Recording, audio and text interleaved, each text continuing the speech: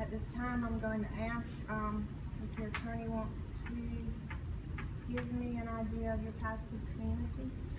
Your Honor, this is just a extended family here with him. His parents are here. His fiance.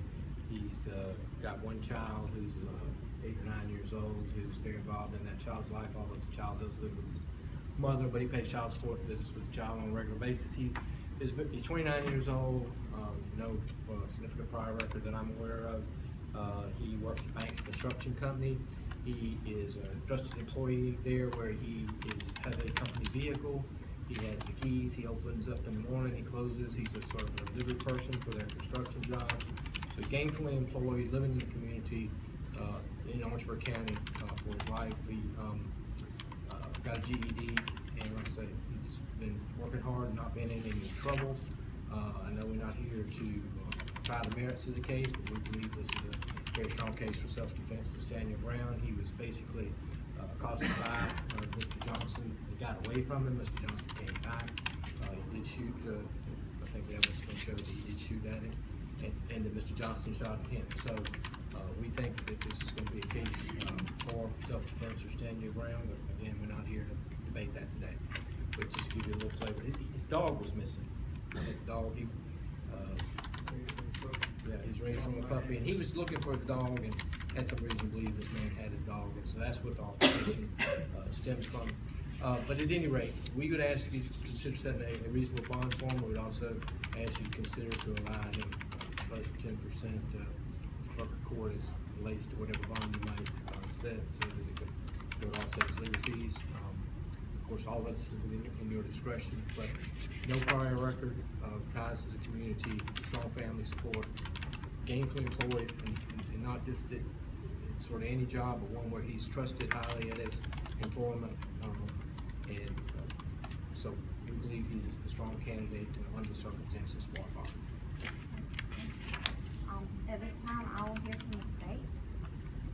Your Honor, please the court. During the course of the investigation, of course, it's still ongoing at this time.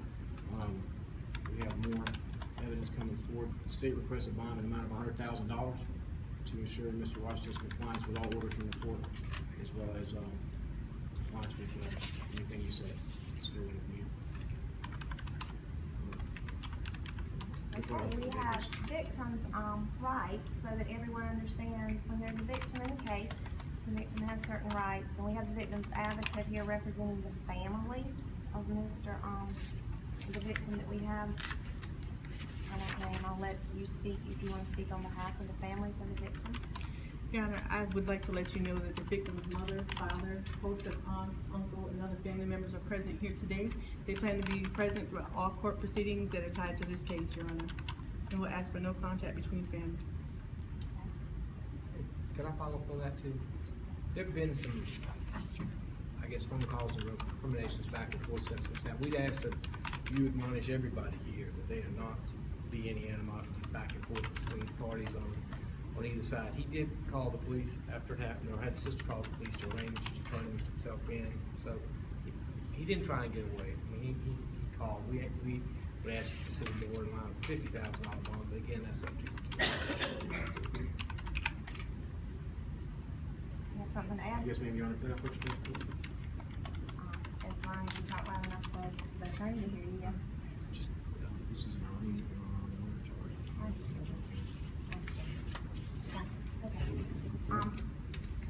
What we have today is a very serious charge that has been brought before the court, and the charge is murder, and that is one that, as a magistrate sitting on this bench, I'm going to hold this arraignment today and let you know that I will not be setting a bond today.